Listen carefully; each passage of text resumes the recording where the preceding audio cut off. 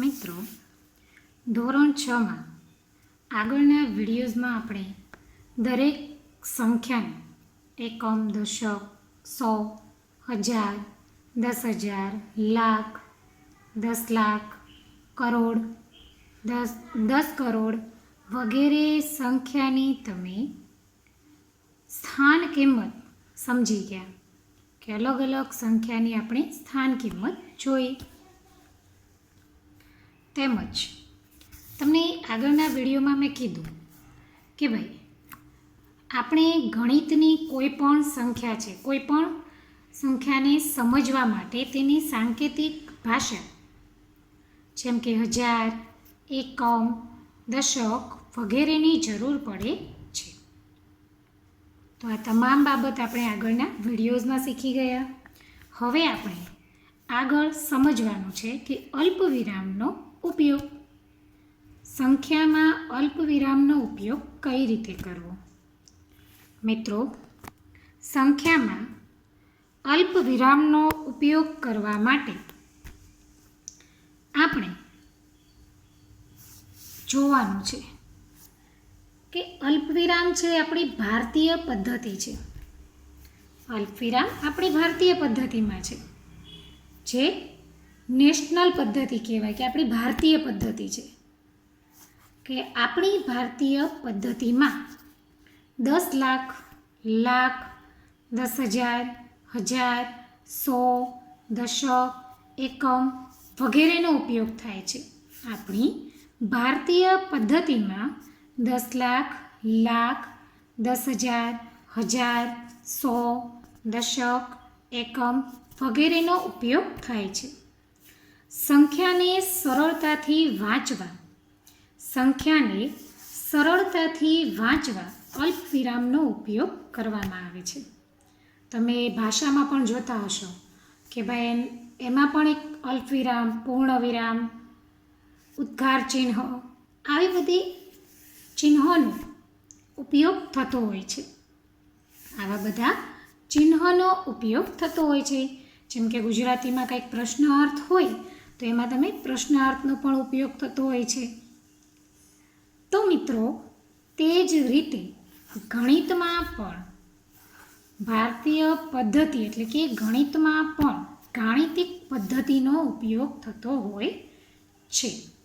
જરૂરી નથી કે માત્ર ભાષામાં જ થાય. તમે જુઓ, ઇંગ્લિશમાં પણ થતું હોય છે. એટલે કોઈ પણ સબ્જેક્ટમાં, કોઈ પણ વિષયમાં તેની દરેક પદ્ધતિનો ઉપયોગ થતો હોય છે. જેમ કે ગણિતની વાત કરું છું તો ફરી હું કહું છું કે ભાઈ ગાણિતિક પદ્ધતિ છે તો આપણી ભારતીય પદ્ધતિમાં ગણિતમાં 10 લાખ, લાખ, 10,000, 1000, 100, દશક, એકમ વગેરેનો ઉપયોગ થાય છે. આનાથી શું થાય છે તો કે સંખ્યા સરળતાથી તમે વાંચી શકો છો. સંખ્યાને સરળતાથી વાંચવાનો ઉપયોગ થાય છે. અને તેનાથી પણ વધારે વાંચવા સંખ્યાને સરળતાથી તો કે તેનાથી પણ સરળતાથી વાંચવા માટે અલ્પવિરામનો ઉપયોગ થાય છે. શેનો ઉપયોગ થાય છે? અલ્પવિરામનો. તો આ રીતે તમે અલ્પવિરામનો ઉપયોગ આજે આપણે સમજવાનું છે કે જેનાથી આપણે સંખ્યાને સરળતાથી વાંચી શકીએ છીએ. માટે અલ્પવિરામનો ઉપયોગ કરવામાં આવે છે. તો જોઈએ આપણે કે ભાઈ પ્રથમ અલ્પવિરામ ક્યારે મૂકવામાં આવે છે? પ્રથમ અલ્પવિરામ ક્યારે મૂકવામાં આવે છે? ફરી, પ્રથમ અલ્પવિરામ જમણીથી 3 અંક પછી આવે છે. અલ્પવિરામ સંખ્યામાં કઈ રીતે મૂકવા તેની વાત છે કે ભાઈ અલ્પવિરામનો ઉપયોગ આપણે કેવી રીતે કરીશું? તો કે પ્રથમ અલ્પવિરામ જમણીથી 3 અંક પછી આવે છે.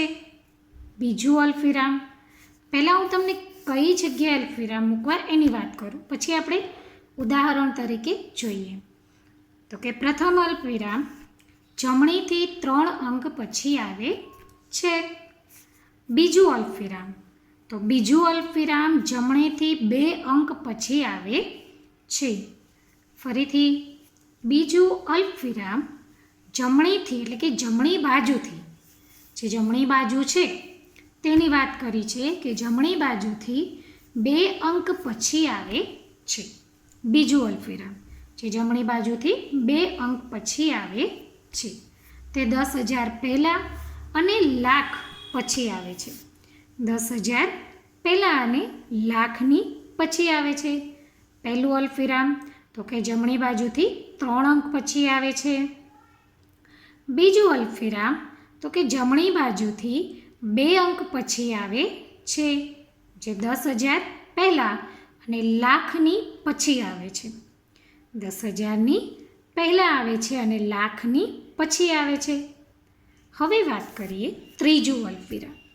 પ્રથમ અને બીજું, પહેલું અને બીજું અલ્પવિરામ આપણે સમજ્યા કે પહેલું અને બીજું અલ્પવિરામ કઈ રીતે આવે છે. હવે જોઈએ ત્રીજું અલ્પવિરામ. તો ત્રીજું અલ્પવિરામ બીજા 2 આંકડા પછી આવે છે. ત્રીજું જે અલ્પવિરામ છે એ પછી જે 2 આંકડા છે એના પછી આવે છે, જે 10 લાખ પછી આવે છે. એટલે કે ત્રીજું જે અલ્પવિરામ છે બીજા 2 આંકડા પછી આવે છે. પહેલું 3 અંક પછી આવે છે, 2 અને 3, પછી તો કે 2 અંક પછી આવે છે, અને ત્રીજું જે અલ્પવિરામ છે એ બીજા 2 આંકડા પછી આવે છે. એટલે કે કરોડ સુધીની વાત કરી છે. તો જે 10 લાખ પછી 10 લાખની પહેલાં એટલે કે 10 લાખ પછી આ અલ્પવિરામ આવે છે. તો એને આપણે કેટલાક ઉદાહરણ દ્વારા સમજીશું તો વધારે યાદ રહેશે કે ભાઈ પહેલું અલ્પવિરામ કઈ રીતે, બીજું અલ્પવિરામ કઈ રીતે અને ત્રીજું અલ્પવિરામ કઈ રીતે. તો એનું આપણે ઉદાહરણ જોઈએ. તો કે અહીંયા એક સંખ્યા છે 5,08,01,592. તો તમે જુઓ, તમને અલ્પવિરામની વાત કરી હતી તો કે પહેલું અલ્પવિરામ 3 સંખ્યા એટલે કે 1, 2, 3 એના પહેલાં કર્યું આપણે 3 સંખ્યા. પછી અલ્પવિરામ હંમેશા પાછળથી મૂકતા શીખવાનું છે કે 1, 2, 3 બરાબર. બીજું અલ્પવિરામ તો કે 2 સંખ્યા પછી એટલે કે 1, 2.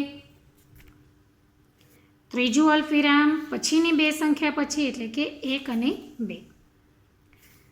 તો પ્રથમ અલ્પવિરામ જમણીથી કે જે જમણી બાજુ છે, તમે જુઓ છો આ જમણી બાજુ છે, તો 3 અંક પછી જમણીથી આમ જવાનું છે એટલે કે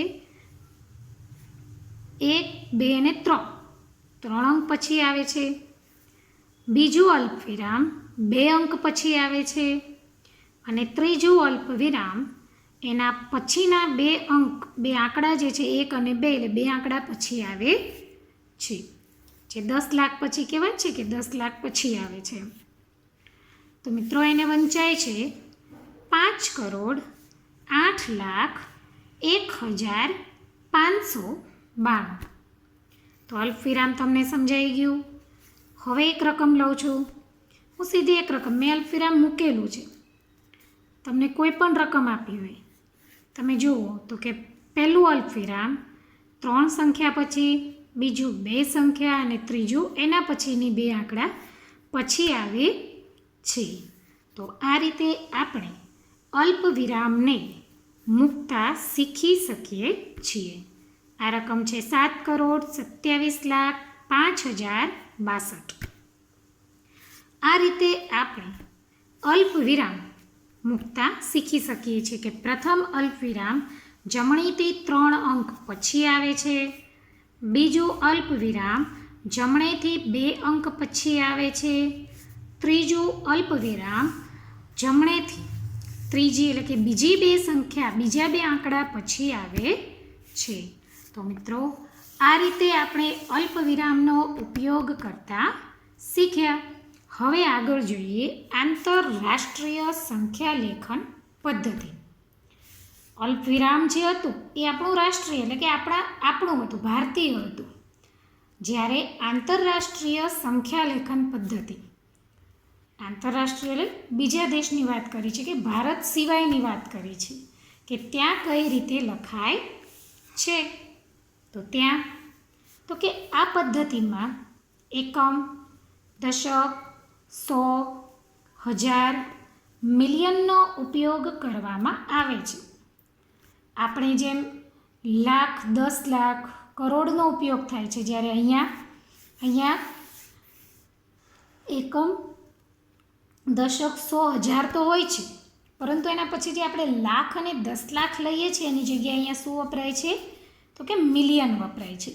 એટલે કે મિલિયનનો ઉપયોગ કરવામાં આવે છે. મિલિયન એટલે કે મિલિયન એટલે 1000 વખત 1000.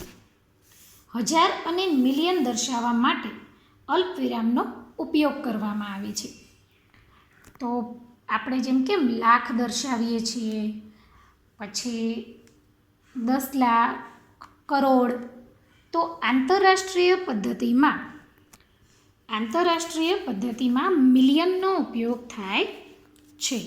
કે આ પદ્ધતિ એકમ, દશક, 100, 1000, મિલિયનનો ઉપયોગ કરવામાં આવે છે. 1000 અને મિલિયન દર્શાવવા માટે અલ્પવિરામનો ઉપયોગ કરવામાં આવે છે. 1000 અને મિલિયન દર્શાવવું હોય તો કઈ રીતે દર્શાવો? તો એ પણ અલ્પવિરામ મૂકીને દર્શાવવામાં આવે છે. કઈ રીતે? તો એ સમજીએ આપણે કે ભાઈ અલ્પવિરામ કઈ રીતે મૂકે છે. તો જે જમણી બાજુથી દર 3 અંક પછી આવે છે એ પ્રથમ અલ્પવિરામ 1000 દર્શાવે છે. જમણી બાજુથી 3 અંક પછી આવે છે પ્રથમ અલ્પવિરામ 1000 દર્શાવે છે, અને પછી જે દર્શાવાય છે તે મિલિયન દર્શાવે છે. એટલે કે 3 અંકે અલ્પવિરામ આંતરરાષ્ટ્રીય સંખ્યાલેખન પદ્ધતિમાં આવે છે. દર 3 અંકે આંતરરાષ્ટ્રીય જે સંખ્યા છે તેમાં અલ્પવિરામ, તો કે એમાં અલ્પવિરામ દર સંખ્યા એટલે કે દર 3 આંકડાએ આવે છે. પહેલું તો કે 1000 દર્શાવે છે અને બીજું અલ્પવિરામ મિલિયન દર્શાવે છે. આમાં કોઈ લાખ, 10 લાખ, કરોડ એવી કોઈ સંખ્યાનો ઉલ્લેખ કરાતો નથી. માત્ર ને માત્ર મિલિયન તેમજ 1000 આ બે જ સંખ્યાનો ઉપયોગ થાય છે. તેને આપણે એક ઉદાહરણ દ્વારા સમજીએ કે કઈ રીતે આંતરરાષ્ટ્રીય સંખ્યાલેખન પદ્ધતિમાં અલ્પવિરામનો ઉપયોગ થાય છે. જેમ આપણે ભારતીય પદ્ધતિ જોઈ એમ હવે આપણે જોઈશું આંતરરાષ્ટ્રીય સંખ્યાલેખન પદ્ધતિ, કે ભાઈ એમાં મિલિયન અને 1000, તો એમાં કઈ રીતે અલ્પવિરામનો ઉપયોગ કર્યો છે, જેને આપણે કોષ્ટક દ્વારા સમજીશું. જોઈએ મિત્રો, એક ઉદાહરણ છે.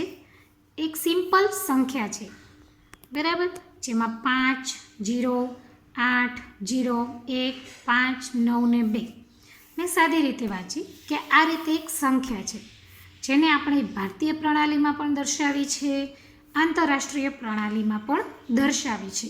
પહેલાં આપણે જોઈએ ભારતીય પ્રણાલીમાં, જે આપણે ઇઝીલી હમણાં સમજી ગયા કે એમાં અલ્પવિરામ કઈ રીતે છે. તો કે પહેલાં 3 સંખ્યાએ, પછી 2 સંખ્યા અને પછી 2 સંખ્યાએ.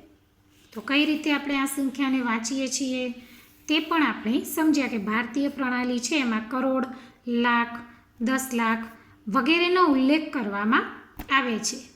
તો એને આપણે વાંચીએ તો કે પહેલાં 3 સંખ્યાએ અલ્પવિરામ છે, પછી 2 અને પછી 2. તો એને કેમ વાંચશો? તો કે 5,08,01,592.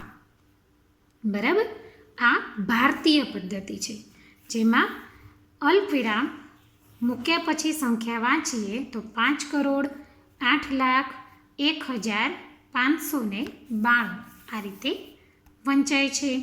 હવે જોઈએ આંતરરાષ્ટ્રીય પદ્ધતિ. તો તેમાં જુઓ, પહેલાં 3 સંખ્યાએ અને પછી 3 સંખ્યાએ અલ્પવિરામ મૂકવું. 1, 2, 3 પહેલાં 3 સંખ્યાએ અલ્પવિરામ અને પછીની 3 સંખ્યાએ અલ્પવિરામ મૂકવાનું છે. હવે આને વાંચવી કેમ? તો કે પહેલાં કેટલા છે? 50. તો આ 50ને શું વંચાય છે? 50 મિલિયન. 50 મિલિયન એટલે કે એમાં એકમ, દશક, 100, 1000 અને સીધા મિલિયન છે. 1000 અને મિલિયન છે, એમાં કોઈ લાખ, 10 લાખ કે કરોડ કે આ રીતે કોઈ વાંચન કાર્ય નથી. તો 50 મિલિયન પછી જે 801 છે આમાં અલગ અલગ જ વાંચવાના છે. તો કે 801,000, 801,000 અને 592.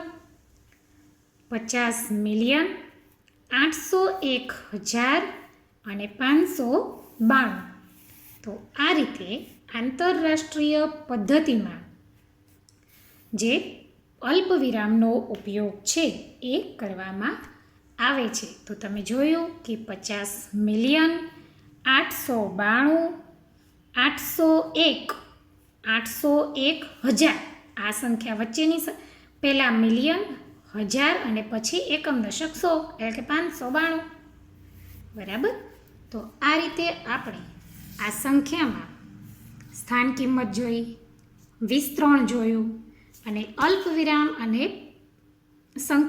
આંતરરાષ્ટ્રીય અલ્પવિરામ અને ભારતીય અલ્પવિરામ વિશે માહિતી મેળવી.